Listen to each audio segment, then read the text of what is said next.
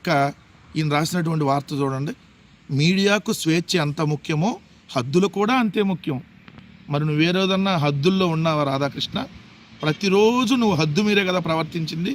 నువ్వు మీడియా అనేది ఎప్పుడన్నా మీడియాగా భావించావా? అసలు నీ సంస్థ ఎప్పుడన్నా మీడియాగా వ్యవహరించిందా?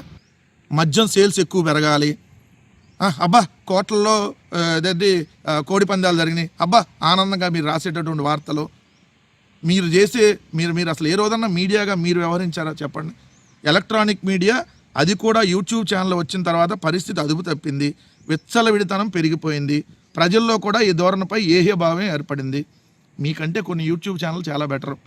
మీరు పెట్టేటటువంటి థంబ్నెయిల్స్ ఏదైతే బూతు ఛానల్ కూడా పెట్టవు, అలాంటి బూతు ఛానల్ మీరు నడుపుతుంది.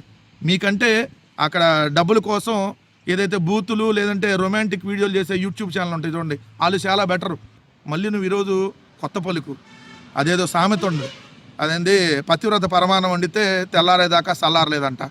అట్టానే ఈ బూతు కిట్టు కొత్త పలుకు అనేటటువంటి రాత రాస్తే తెల్లార్లు దాని దగ్గర కూర్చొని డిస్కస్ చేశారంట. తెలుగునాట మీడియా విశ్వసనీయత దెబ్బతింటున్న నేపథ్యంలో మీలాంటి బూతు ఛానల్ ఉండటం వల్లే మీడియా విశ్వసనీయత ఎప్పుడో దెబ్బతినిపోయింది.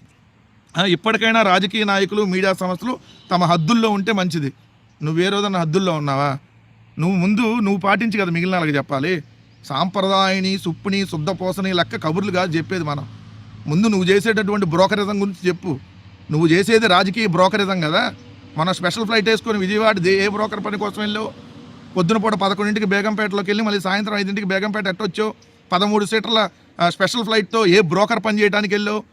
పక్తు రాజకీయ బ్రోకర్ నువ్వు చేసేది రాజకీయ బ్రోకరిజం. నువ్వు మళ్ళీ మీడియా అని చెప్పు మాకు. మీడియా అంటే పరువు పోద్ది. రాజకీయ బ్రోకరిజం సంస్థ నడుపుతున్నా అంటే చాలా క్లారిటీగా ఉంటుంది. చేతిలో మీడియా ఉందని అమాయకులైన ఆడవాళ్ళకు మరకండించే ప్రయత్నం చేస్తే ప్రభుత్వంలో కీలక భూమికి పోషించే అధికారులు చేతులు ముడుచుకొని ఉంటారా? నువ్వు చేసిందేంటి? రాజశేఖర్ రెడ్డి గారి కుటుంబ సభ్యుల మీద, మహిళల మీద, ఆఖరికి భారతమ్మ గారి మీద మీరు రాసినటువంటి వార్తలు, మీరు పెట్టినటువంటి థంబ్నెయిల్, ఆఖరికి దేవుణ్ణి కూడా వదలలేదు కదా. మీరు రోజా గారి మీద కానీ లేదంటే వైఎస్ఆర్ కాంగ్రెస్ పార్టీ మహిళల మీద కానీ మీరు పెట్టినటువంటి థంబ్నెయిల్స్, కడుపుకి అన్నం తినేవాడు ఎవడన్నా ఆ థంబ్నెయిల్స్ పెడతాడా? రాధాకృష్ణ, నువ్వు పెట్టు తింటలేదు కాబట్టి ఆ థంబ్నెయిల్స్ పెట్టావు. ఇంకా నువ్వు ఏదైతే శుద్ధపోస మాటలు మాట్లాడు మాకు దయచేసి. నేను ప్రతివారం రాసే వీకెండ్ కామెంటు కొత్త పలుకును కూడా తప్పుల పరిశీలన కోసం 5-6 సీనియర్లు పంపుతాను. వాళ్ళు కూడా నీలాంటి బ్రోకర్లు అయి ఉంటారు. అందుకని ఆ కొత్త పలికి ఎంత చెత్తగా రాస్తావు, ఎంత విషం జిమ్ముతో రాస్తావు. ఎవరు నీ దగ్గర పనిచేసే ఆఫీస్ బాయ్లకు పంపించి తప్పులు ఏమన్నా చెక్ చేయమంటావా? ఎవడన్నా నిజంగా కొత్త పలుకు అనేది నువ్వు నిజంగా సీనియర్ జర్నలిస్ట్ అనేవాడికి పంపించుంటే, నిజంగా వాళ్ళు జర్నలిస్టులు అయితే, సార్ మీరు ఇది చిమ్ముతుంది విషం, దీన్ని కొత్త పలుకు అనరు, దీన్ని విష పలుకులు అంటారు, ఇది సమాజంలో విషాన్ని రేకిచ్చేటటువంటి విష బీజాలు మీరు నాటుతున్నారు, ఇట్లాంటివి వేయకూడదని వాళ్ళు చెబుతారు కదా. సాంప్రదాయని సుప్ని శుద్ధపోస కొత్త పలుకు పలికితే, కొత్త పలుకు రాస్తే తెల్లార్లు కొత్త పలుకు దగ్గర అందరు కూర్చొని అబ్బాబ్బా ఇంకా ఆయన ఎంకరేజ్ చేశారంట. ఇదేనా? సిగ్గుండాలి రాధాకృష్ణ నీకు. అయినా నీకెందుకు ఉండట్లేదు సిగ్గు? మొత్తం అన్నీ వదిలేసి తిరుగుతున్నావు కదా. ఇప్పుడే సబ్స్క్రైబ్ చేయండి, లైక్ చేయండి, షేర్ చేయండి.